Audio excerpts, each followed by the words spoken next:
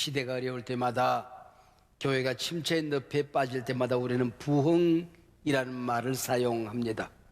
부흥은 다시 일어난다, 다시 살아난다 라는 뜻이지요. 부흥의 불길 타오르게 하소서, 진리의 말씀 이 땅 새롭게 하소서, 은혜의 강물 흐르게 하소서, 성령의 바람 이 땅 불어와 흰옷 입은 주의 순결한 백성 주의 영광 위에 이제 일어나. 이게 부흥입니다. 느헤미야는 포로 3세로 군괴 이락 객지에서 크게 출세한 사람입니다. 아닥사스다 왕의 수상공에서 편히 잘 지내고 있었습니다. 어느 날 고향 땅에서 돌아온 동생 하나니가 예루살렘 성벽은 무너지고 성전은 모조리 불타 잿더미가 되었다는 비보를 가지고 옵니다. 느헤미야는 수일을 울다가 자리를 박차고 일어납니다. 느헤미야가 일어선 그 자리에서 예루살렘의 커다란 부흥의 역사가 시작되어지는 것입니다. 오늘 본문 에스라 1장 1절은 성전이 재건되고 야훼 종교가 부흥되는 그 엄청난 일이 어떻게 일어날 수 있는가 하는 것을 보여줍니다. 여호와께서 고레스의 마음을 감동시킴으로 시작이 되었다는 겁니다. 감동시킴에 잠자는 자를 깨운다, 잠들어 있는 사람이 벌떡 일어난다는 뜻입니다. 오늘 본문에 감동받았다 이 말과 우리가 흔히 사용하는 은혜 받았습니다 하는 말은 정확하게 일치하는 말입니다. 오늘 설교 제목이 감동받은 자여 다시 일어나라, 은혜 받은 자여 다시 일어나라 입니다. 기업에 과제가 있다고 한다면 어떻게 고객을 감동시킬 수 있는가 하는 것입니다. 오늘 우리 시대 교회에 전도, 선교에 과제가 있다고 한다면 교회가 어떻게 세상을 감동시킬 수 있는가 하는 것입니다. 오늘 우리 시대는 절망의 시대입니다. 위기의 시대입니다. 낙담, 낙심, 좌절, 어떤 유사한 단어를 넣어도 동의가 되어지는 전방위적인 위기 시대이지요. 너도 나도 상처 입은 영혼입니다. 바로 이때 세상을 치유할 수 있는 우리의 교회의 명약이 무엇일까요? 감동이라고 하는 것입니다. 에스라서는 하나님께서 이방왕 고레스를 감동시키시고 감동된 고레스가 하나님의 백성들을 감동시켜 일어나게 하는 이야기입니다. 감동받은 자들이 일어나서 고국 땅으로 돌아옵니다. 그래서부터 부흥의 역사가 시작되는 겁니다. 성전을 건축합니다. 예배가 되살아납니다. 기도가 살아납니다. 하나님과 무너졌던 관계가 새롭게 세워지게 되는 것입니다. 감동받은 자여 다시 일어나라. 여기서부터 오늘 코로나19 지난 3년여간의 모든 부정적인 것을 떨쳐내고 새 길을 열 수 있는, 새 희망을 만들어낼 수 있는, 새 역사와 기적을 만들어내는 첫 출발이 될 수가 있는 것입니다. 다시 일어나 희망을 재건하라는 주제로 펼쳐지는 세일의 성구역신 특세해 주신 하나님의 말씀은 에스라, 느헤미야서입니다. 원래 구약 성경의 이 두 권의 책은 하나로 되어져 있습니다. 지금도 히브리어 성경에는 에스라, 느헤미야가 두 권의 책이 아니라 한 권의 책으로 편성되어져 있습니다. 이 에스라, 느헤미야서는 시간적으로 구약 마지막 시대에 일어난 사건을 다루고 있습니다. 만약에 성경이 연대기적으로 편집이 되었다면 이 에스라와 느헤미야는 구약 성경 제일 마지막에 아마 배정이 되었을 것입니다. 그래서 구약 역사의 결론입니다. 혹은 구속사적으로 신약과 구약을 잇는 허리라고 할 수가 있지요. 아수르의 북이스라엘이 바벨론의 남유다가 멸망합니다. 성전이 무너졌습니다. 선멸의 역사는 깨끗이 끝났습니다. 모든 것이 무너지고 끝나는 이때에 예레미야 선지자가 마지막 희망의 끈 한 자락을 남겨둡니다. 그것이 바로 유명한 예레미야 29장 10절의 예언입니다. 여호와께서 이와 같이 말씀하시느니라. 바벨론에서 70년이 차면 내가 너희를 돌보고 나의 선한 말을 너희에게 성취하여 너희를 이곳으로 돌아오게 하리라. 바벨론 포로 70년의 역사가 끝이 났습니다. 그 때가 참에 하나님께서 친히 일어나 새 역사를 펼치는 이야기입니다. 오늘 본문 에스라 1장 1절은 성전 건축, 성벽 재건, 예배, 부흥, 야훼 신앙의 재건, 새 역사의 시작을 70년 전 예레미야 선지자의 예언의 성취라 이렇게 기록합니다. 1장 1절입니다. 여호와께서 예레미야의 입을 통하여 하신 말씀을 이루기 위함이었다, 그 얘기입니다. 성경은 세계 역사는 고레스가 이 역사를 펼쳤다고 말하는데, 성경 배후의 그 주제는 하나님께서 일을 하기 시작했다. 누가 뭐라고 해도 역사의 주인은 하나님이시다. 구약의 역사서가 있습니다.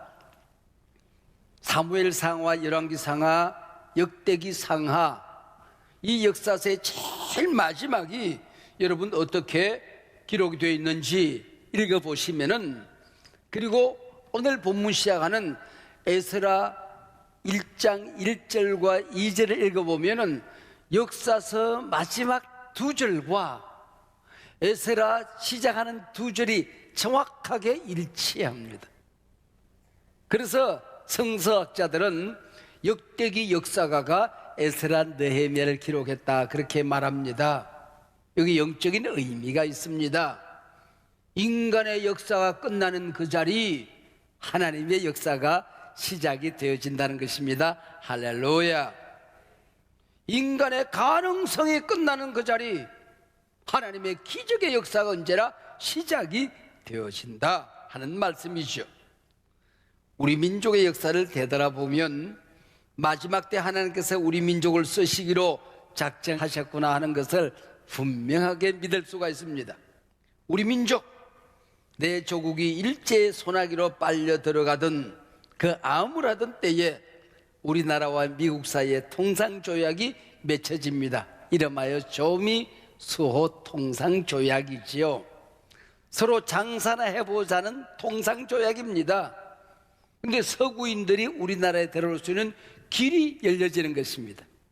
이 틈바구니를 타고 하나님께서 알렌 선교사를 우리 땅에 보내주십니다. 이어서 언더우더 아펜젤레가 찾아오게 되는 것이지요. 역사의 주인은 강대국이 아니라 하나님이시다. 정치, 문화, 교육, 경제, 세계 모든 역사의 주인은 우리 아버지 하나님이시다. 믿습니까? 에스라, 느헤미야 이 두 권의 책은 당시 세계 무대, 강대국들의 역사 속에서 일어날 수 없는 기적의 역사가 하나님의 손에서 펼쳐지는 생생한 이야기들을 우리에게 전해줍니다. 아수르 바벨론의 침공은 선민 이스라엘을 완전히 말살시킵니다. 백성들은 모조리 포로로 끌려갔습니다. 신앙적인 순결이 깨졌습니다. 헌혈적으로 모조리 전락하는 듯 보였습니다. 믿음의 마지막 보루, 성전이 무너집니다. 야훼 신앙이 무너진 것입니다. 남북 왕조의 어디에도 희망이 사라졌습니다. 바로 이 순간 페르시아 제국이 일어나 바벨론을 무너뜨리는 겁니다. 나라를 세운 고레스는 포로민들의 신앙을 인정하기로 하는 것입니다. 여러분은 조국으로 돌아가도 좋습니다. 여러분의 종교를 다시 건설하십시오. 열심히 일하십시오. 그리고 조공과 세금을 바치면 됩니다, 그 얘기입니다. 바벨론과는 달리 자국의 종교를 인정하고 열심히 일하도록 도와주고 세금을 거두는 것이 바로 페르시아의 정책이었던 것이지요. 단순히 페르시아 왕국을 부강하게 만드는 길이라고 세운 정책이었습니다. 이 틈바구니를 타고 하나님이 고레스를 감동시켰다는 것입니다. 어떻게 감동시켰는지, 그 감동의 내용이 무엇인지 성경은 침묵합니다. 중요하지 않다는 것입니다. 다만 역사의 주인인 하나님께서 이방왕 고레스까지 붙들어 서신다는 게 주제입니다. 고레스가 세운 페르시아는 알렉산더에 의해 정복되기까지 무려 200년 동안 고대 근동을 다스리고 지배해 왔습니다. 아쉽게도 고레스는 자신이 유대인들에게 베풀었던 그 호의가 어떻게 이루어지는지를 보지 못하고 전쟁터에서 목숨을 잃었습니다. 마치 고레스의 사명은 하나님의 백성들을 고국 땅에 돌려보내는 것이 전부인 양, 이 백성들을 고국 땅에 보내서 성전을 건축하게 하는 것이 고레스의 사명의 전부인 양, 이걸 이뤄놓고 죽는다는 것입니다. 얼마나 신비한 일이냐는 거지요. 고레스의 배려로 포로에서 일부 백성들이 돌아왔지만은 얼마나 보잘것없는 수만에 불과했습니다. 70년 동안이나 버려진 고국 땅에서 해야 할 일이 얼마나 많았겠습니까? 어디서부터 손을 대야 할지 감이 잡히지 않습니다. 조국 땅 주변에는 이미 그 자리를 차지하고 앉았던 원수들이 공격을 준비하고 있습니다. 이 순간 돌아온 이스라엘 백성들은 본질을 생각합니다. 우리가 왜 왔지? 뭘 하기 위해서 돌아왔지? 하나님께서 원하는 바가 뭘까? 고레스가 하나님으로부터 받은 감동이 무엇인가를 생각하는 것입니다. 그렇다, 성전을 건축하자, 제사신앙을 세우자, 하나님과의 무너진 관계를 회복하자 하고 결단하게 되는 것입니다. 오늘 우리가 살고 있는 이 시대, 모든 것이 무너져 내리는 이 시대에 본질을 붙들면, 하나님과의 관계를 붙들면, 기도를 붙들면, 예배를 붙들면, 말씀을 붙들면 모든 것이 새로워집니다. 할렐루야. 길은 열립니다. 새 역사, 새 기적은 일어납니다. 구약의 신앙은 성전에서 드리는 제사가 신앙의 전부입니다. 이 성전 제사를 통하여 하나님을 만났습니다. 하나님의 임재를 맛보았습니다. 성전의 회복은 곧 예배의 회복이었습니다. 빼앗겼던 축복을 되찾는 길이었습니다. 야훼 신앙, 하나님께 올리는 기도의 회복이었던 것이지요. 기억하세요. 예배가 온전하게 세워지지 않은 사람이 온전한 하나님의 자녀는 될 수가 없습니다. 중직자의 사명이 있어요. 교회의 예배 자리, 기도 자리, 봉사 자리 지키는 게 사명입니다. 이 우선순위를 잃어버리면 중직자의 본질을 잃어버린 것입니다. 자리 지키기. 예배는 위복주의, 성공신앙, 샤머니즘이 아닙니다. 자기를 드리는 겁니다. 시간을 드리고 물질을 드리고 자기 몸을 드리는 게 예배입니다.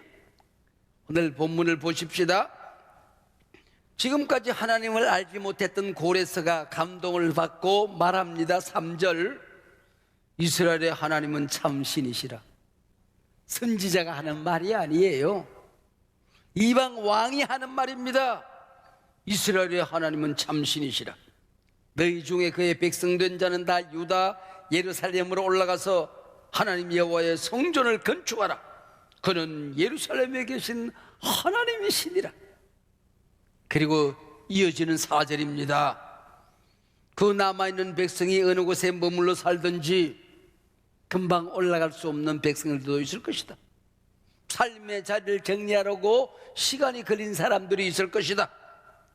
그런 사람들이 마땅히 은과 금과 그 밖의 물건과 짐승으로 도와주고 뭘 하라고요?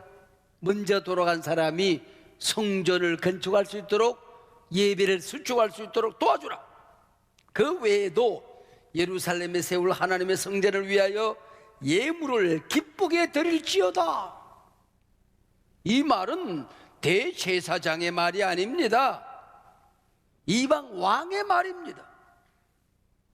이 말은 불신자 이방 고레스가 하나님의 백성에게 선포한 명령입니다. 오늘 세상이 교회를 향하여 던지는 조언입니다. 불신자들이 교회를 향하여 요청하는 메시지입니다. 교회여, 제발 누워있지 말고 일어나라.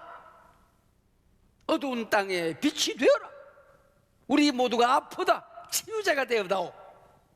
너희들만 잘 사는 성공 번영 위복신앙이 아니라 세상을 똑바로 세우는, 시대를 올곧게 세우는 건축자가 되어다오. 그 일을 위해서 너희들이 일어나 헌신해라, 그 얘기입니다. 하나님께 감동된 고레스의 말을 듣고 그 마음이 하나님께 감동된 자들이 자리를 박차고 일어납니다. 성전을 건축합니다. 나라를 세우게 되는 것입니다. 오늘 이 시대가 모든 것이 무너지고 있는 시대 아닙니까?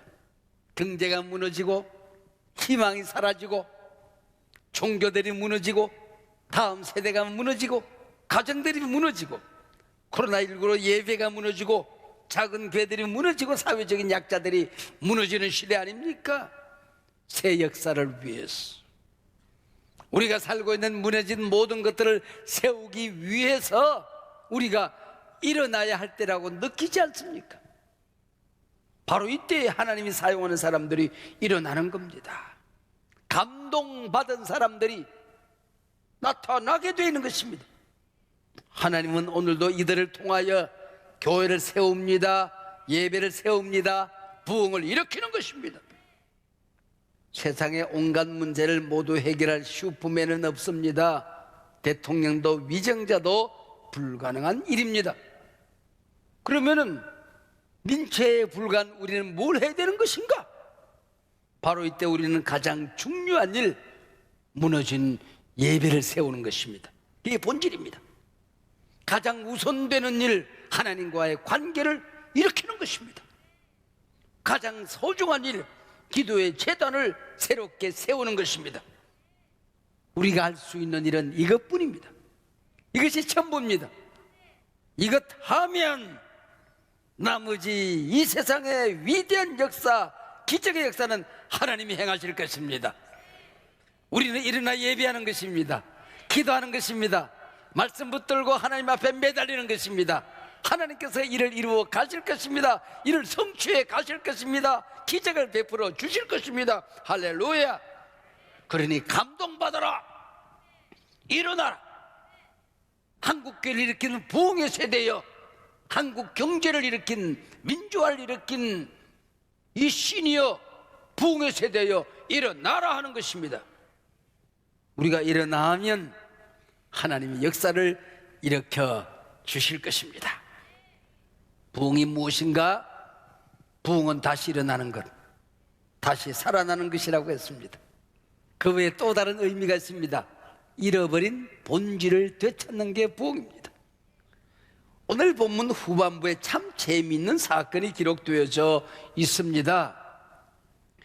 유대가 바벨론에 멸망당하던 날 당한 치욕적인 사건이 있었습니다. 하나님께 예배하던 기구들, 성구들을 다 탈취당한 것입니다. 복궤를 빼앗긴 치욕만큼이나 하나님 앞에 예배하던 제사의 도구들을 빼앗긴 것입니다. 그 기구들이 바벨론 왕궁 창고에 갇혀 있었습니다. 좀 더 리얼하게 표현하면 처박혀 있었습니다. 포로 백성이 어떻게 점령궁 왕궁 창고에 있는 성구들을 되찾아올 수가 있겠습니까? 아무런 힘이 없는 사람들이. 우리 민족에게 하나님께서 해방을 공짜로 선물로 주지 않았습니까? 이 백성들에게 왕궁 창고에 있는 제사 도구들을 되돌려주는 것입니다. 그게 7절이에요. 옛적에 바벨론 느부갓네살 왕이 탈취한 여호와의 전 기구들을 고레스 왕이 찾아 돌려주었다. 얼마나 신비한 사건입니까? 왕궁 창고에는 지난 70년 동안 세계 도처에서 빼앗아온 진귀한 보물들이 가득가득 차곡차곡 쌓여져 있었습니다. 거기서 찾아오라고 할지라도 예루살렘 성전 도구들을 찾는 것은 불가능해 보입니다. 마치 하나님이 바벨론 왕궁에 갇혀 있는 듯 모든 제사, 모든 예배가 무너져 있던 그때에 고레스가 성전 기구들을 다 찾아서 돌려주는 것입니다. 이게 기적이 아니고 무엇이겠습니까? 그 성전 그릇들이 얼마나 되는지 오늘 본문 1장 마지막 석절입니다. 9절, 10절, 11절입니다.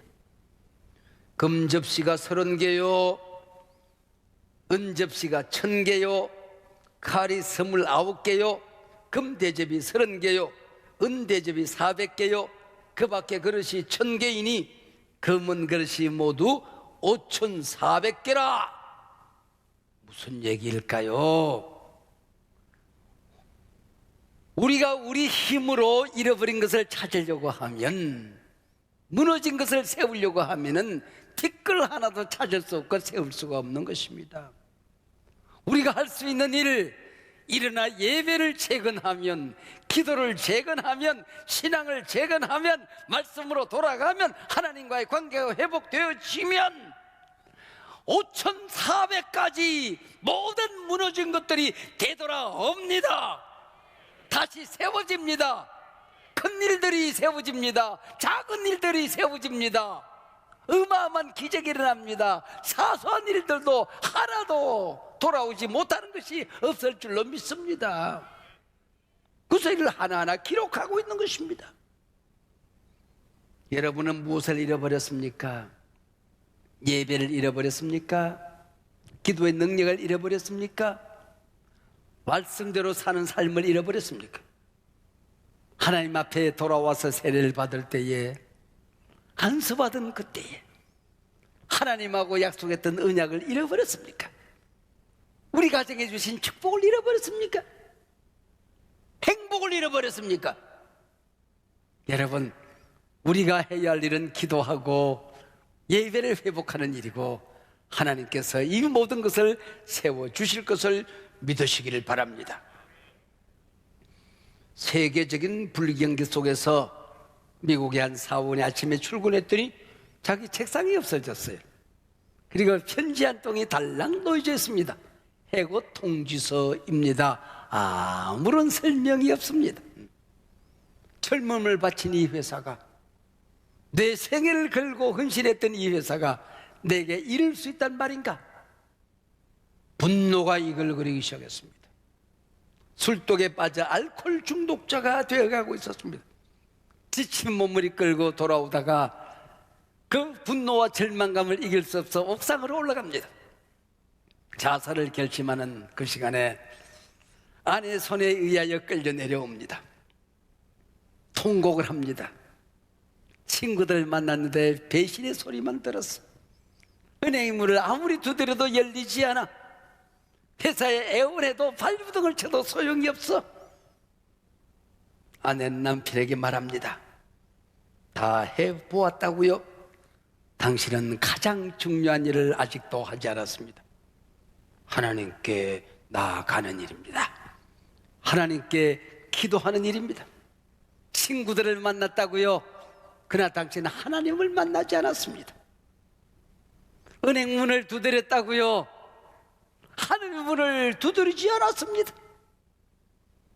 모든 길이 막혔다고요? 하나님께 나아가는 길은 훤히 열려 있습니다. 아내와 함께 마을 예배당에 가서 기도합니다. 그리고 새 희망을 찾고 조그마한 벤처기업을 시작합니다. 세계 이곳저곳을 다니면서 출장을 다닙니다. 그런데 가는 곳곳마다 도시마다 가성비 좋은 깨끗한 호텔이 없습니다. 그래서 자기가 꿈을 꾸기 시작합니다. 내가 깨끗한 호텔, 그리고 친절한 호텔, 그리고 비싸지 않은 호텔을 만들겠다. 그렇게 해서 세계도처에 호텔을 하나씩 둘씩 세워가기 시작합니다. 세계적인 호텔 체인 홀리데이 인 창업자 케먼스 윌슨 회장의 말입니다. 사랑하는 여러분, 기도할 수 있는데 왜 포기하십니까? 기도할 수 있는데 왜 절망하십니까? 왜 낙심하십니까? 우리 한서망교회 성도님들께 감히 도전합니다. 함께 일어나십시다. 요청합니다. 기도하십시다. 여러분의 목사로서 선포하고 명령합니다. 힘을 내십시다. 이 위중한 위기시대 당신은 가장 중요한 일을 하지 않고 허둥대고 있지는 않습니까? 다시 일어나 희망을 재건하십시다.